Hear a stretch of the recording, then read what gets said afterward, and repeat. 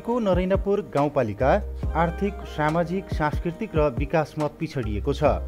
172.34 kilometre क्षेत्रफलमा फैलिएको नरैनापुर गाउँपालिकाको दक्षिण र पूर्वी सीमा भारतसँग जोडिएको छ। उत्तरतर्फ राप्ती सोनारी गाउँपालिका र पश्चिमतर्फ डुडुवा गाउँपालिकासँग जोडिएको छ। 2074 सालको स्थानीय निर्वाचन अघि नेपाली रुपैयाँ समेत नचल्ने यस गाउँपालिकामा जनप्रतिनिधि आएसँगै विकासले फड्को मारेको छ भने नेपाली रुपैयाँ समेत चलन चल्तीमा आइसकेको छ। सङ्घीयतासँगै स्थानीय तह विभाजनका क्रममा 6वटा वडामा विभाजित नरैनापुर गाउँपालिकाको वडा नम्बर 6 विकासका हिसाबले अग्रपङ्क्तिमा पर्दछ। बाँकेको सदरमुकाम नेपालगञ्जबाट झन्डै 27 किलोमिटरको दूरीमा रहेको यो वडा सामाजिक, सांस्कृतिक तथा पर्यटकीय हिसाबले महत्त्वपूर्ण वडा मानिन्छ।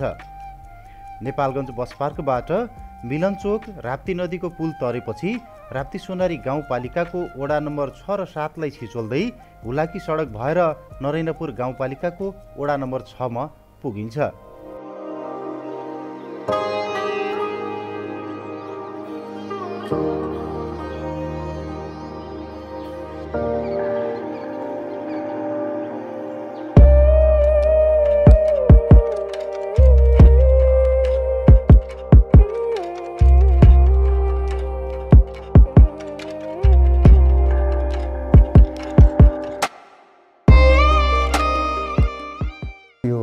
हामीले चुनावबाट आइसकेको निर्वाचित भइसकेपछि हामीले निर्माण विकासको क्रमागतको हिसाबले निर्माण गरेछौँ। सब प्रायोरिटी हाम्रो के हो त हामीले शिक्षालाई विशेष महत्त्व दिन्छौँ, त्यसपछि रोडको बारेमा, अनि बिजुली भयो त्यसको बारेमा, अनि पुल पुलेसा पनि बनाएछौँ हामीले। अब त्यो वार्ड नम्बर 1 सनबर्षामा हामीले शिव मन्दिर र बाटो पिसिसी बाटो पनि निर्माण गरेछौँ। अनि गङ्गापुरमा हामीले यो एउटा दुर्गा मन्दिरको निर्माण गरेछौँ। दोन्द्रामा पनि गाउँभित्रको बाटो लगभग 300-400 मिटर पनि बनाएछौँ, त्यहाँ होम पाइप पनि हालेछौँ। अनि यो 7 नम्बरमा करिब ठुलो एउटा नालामा पुल पनि बनाएछौँ हामीले। त्यसै गरी हामीले विद्यालयको हकमा पनि यो नेरा प्राथमिक विद्यालय, बिपी नेरा प्राथमिक विद्यालयमा हामीले 2 कोठे भवन पनि बनाएछौँ। यस्तै गरेर अनि निर्माण विकासको हामीले धेरै प्रगति पनि गरेछौँ। त्यो पहिले पनि एकदम जिरो अवस्थामा थिए, अहिले त्यो बाटोघाटोको पनि धेरै पुलपुलेसा बनिसकेछन् र बन्दैछौँ। हामीले यो खाद्यान्न, गरिबलाई खाद्यान्नको सन्दर्भमा पनि हामीले गोविन्दबाट आएको त्यो हामी पनि निर्वाध रूपले उनलाई वितरण पनि गरेका छौँ। त्यस्तै जनताको हक हितको लागि हामीले धेरै कुरा पनि सोचेर त्यो गरिराखेछौँ र उनीहरू पिर मर्का नहुने गरी त्यस्तो हिसाबले हामीले काम गरेका छौँ। अनि निकट भविष्यमा उनको मनलाई जित्ने, उनलाई दुःख सुख कुन तरिकाले हामीले निवारण गर्ने त्यसको बारे हामी ध्यान आफ्नो पुर्याएछौँ।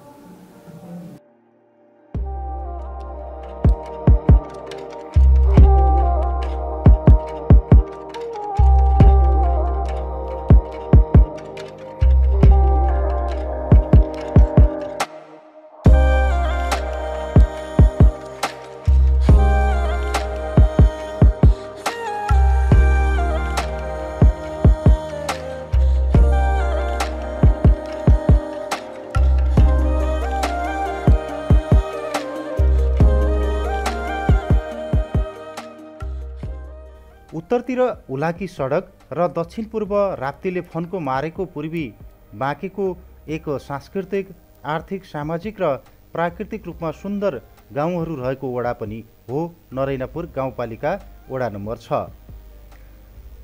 यो वडा 21.5 वर्ग किलोमिटर क्षेत्रफलमा फैलिएको छ। दक्षिण पूर्व भएर बगेको राप्ती नदीको काखमा रहेको यो वडा नरैनापुर गाउँपालिकाभित्रकै महत्त्वपूर्ण पर्यटकीय केन्द्र पनि हो। उत्तरतिर चुरे पहाडको टाकुरामा रहेको श्री सन्तानेश्वर महादेव मन्दिर यहाँको महत्त्वपूर्ण पर्यटकीय क्षेत्रका रूपमा विकास भइरहेको छ। चिसोनारी गाउँपालिकाको सीमासँग जोडिएको जमुनी गाउँबाट 8 किलोमिटरको दूरीमा सन्तानेश्वर महादेव मन्दिर छ, जहाँ उकालोमा 1 घण्टा पैदल यात्रा गर्नुपर्छ। यही वडाभित्र 240 वर्ष पुरानो कलात्मक शिव मन्दिर पनि रहेको छ भने श्री अमरधाम आश्रम, रामजानकी मन्दिर, मस्जिद, चर्च लगायतका धार्मिक स्थलहरू पनि यस वडामा रहेका छन्।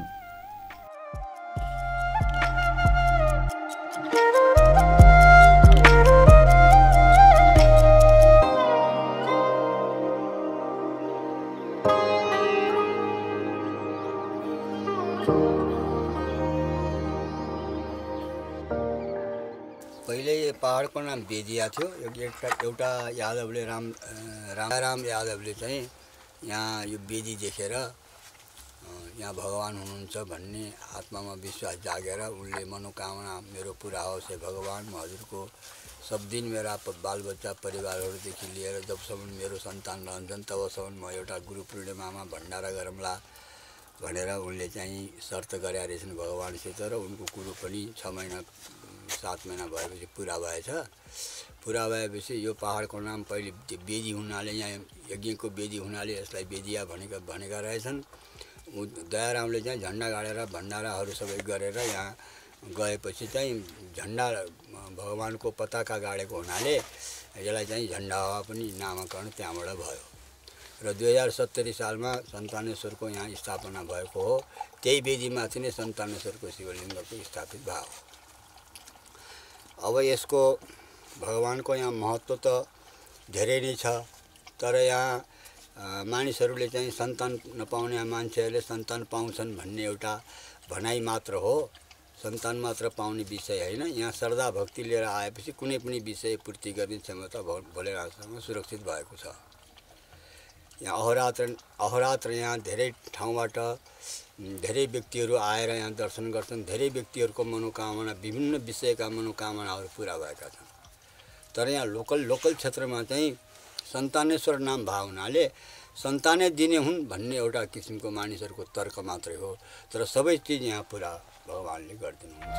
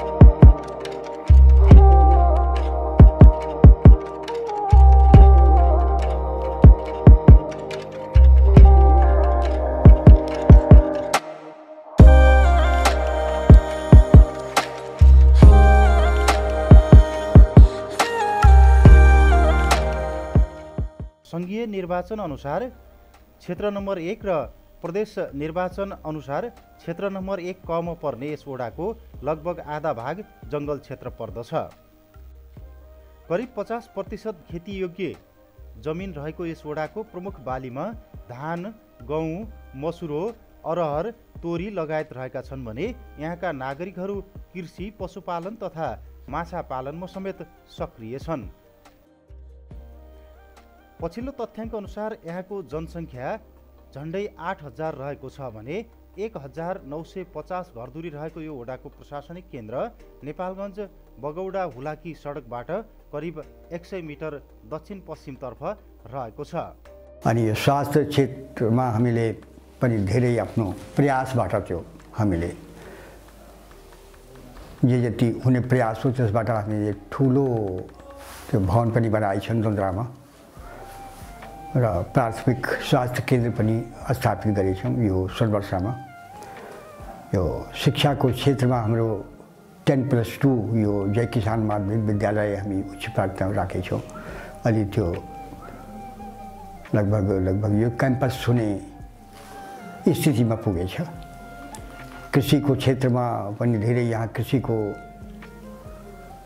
अध्यापक पनि आइराखेका छन्। कृषिको माध्यमबाट यो किसानलाई विशेष सुविधा हुनेछ र यो बाढी क्षेत्र भएको हुनाले नेपाल सरकारबाट यो तटबन्धको पनि राप्ती कटानको पनि त्यो तटबन्ध बनाएका छन्। त्यो जनता बाढीबाट बच्ने एक ठुलो प्रयास पनि भएछ, जुग्नेछ। बस अनि पशु सेवाको केन्द्र पनि हामीले एउटा नरायणपुरमा हाम्रो डाक्टरहरू बसिराखेका छन्। उनले पशु बिमार भयो भने या केही महामारी आयो भने त्यसबाट हामीले बचाउने प्रयास पनि गरेछौँ।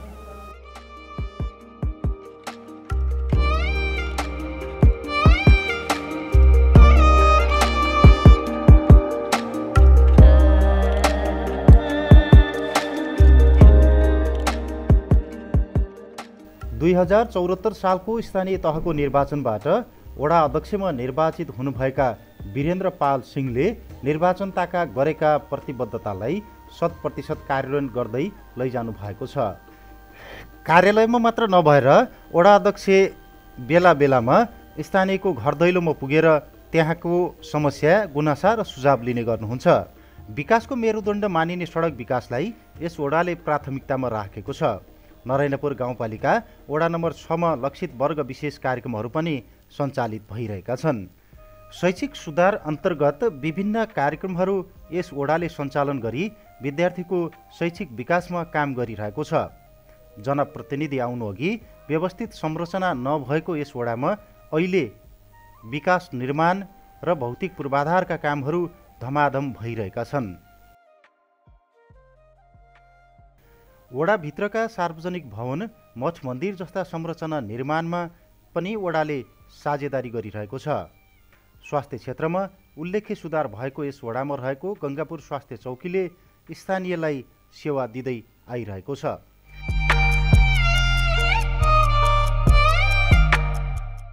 विपदका बेला आपतकालीन उद्धार गर्न हेलिप्याड समेत यहाँ निर्माण भएको छ।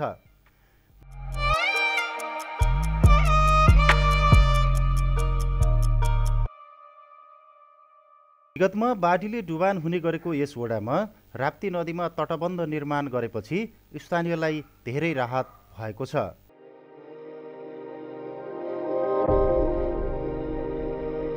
दुई 2071 सालमा आएको बाढीले धेरै जनधनलाई क्षति पुर्यायो र त्यही मध्यनजर राखेर यहाँको स्थानीय जनता र प्रशासनले यो माथि निकायबाट आश्वासन पाएर यो तटबन्धको पनि निर्माण भएको छ। तटबन्धमा अहिले केही काम बाँकी छ, त्यो सम्पूर्ण भइदिएपछि के हुन्छ, यो बाढ हाम्रो 5 र 6 नम्बर वार्ड जम्मै बाढबाट राहत पाउँछ। र अब अहिलेको अवस्था भन्नुपर्दा यो जनप्रतिनिधि विहीन भएको अवस्थामा यो निर्वाचन भइसकेपछि हामी कर्मचारीलाई काम गर्न धेरै सजिलो भएको छ। विकासको कुरामा चाहिँ गाउँ विकास समिति भएको अवस्थादेखि अहिले पालिकाको व्यवस्था लागू भए विकास पनि धेरै चाहिँ देखिरहेका छौँ र विकास पहिलेभन्दा अहिले यो 2074 देखि यता धेरै विकास भएको छ। शिक्षा क्षेत्रमा पनि बाटोघाटो पनि निर्माण भएका छन् र यो बाढी डुबान क्षेत्र भएको कारणले केही बस्तीहरू डुबानमा भयो, त्यो बाँध पनि निर्माण भएको छ। अहिले हाम्रो यहाँको सम्पूर्ण बाढी पीडित बस्तीहरूलाई धेरै राहत त्यो बाँधले पुर्याएको छ। पहिलादेखि अहिले चाहिँ विकासको अवस्था धेरै राम्रो चाहिँ हामीलाई आभास भएकै हो।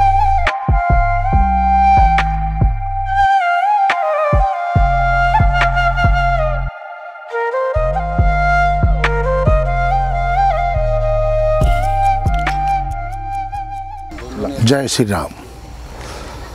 हमारा नाम नित्यानंद पुरी है और इस आश्रम का नाम श्री अमरधाम आश्रम जमुनी वार्ड नंबर 6। लगभग हमको यहाँ पर 30-40 वर्ष हो गया यहाँ पर रहते हुए, और यहाँ का विकास मियाँ जी 20-25 लाख रुपए दिए थे, जिसमें से 2 घर है, क्वार्टर आवास हुआ है, चारों तरफ से बाउंडेशन बना हुआ है, और यहाँ का विकास और चाहिए भी, क्योंकि मंदिर नहीं बना हुआ है।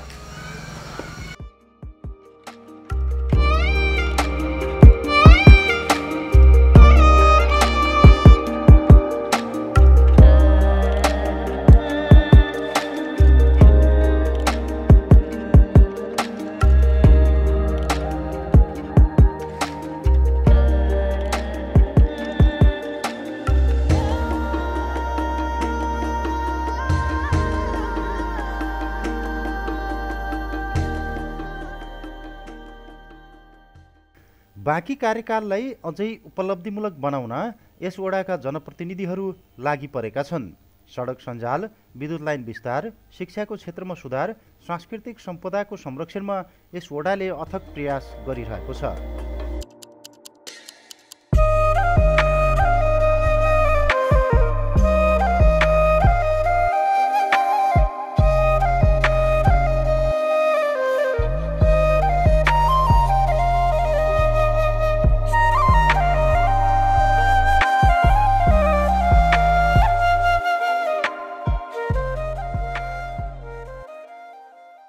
वडापालिकाबाट जनताले विभिन्न सेवा सुविधा पाइरहेका छन् भने समग्र क्षेत्रको सुधार र विकासका लागि यहाँका जनप्रतिनिधिहरू तल्लीन छन्।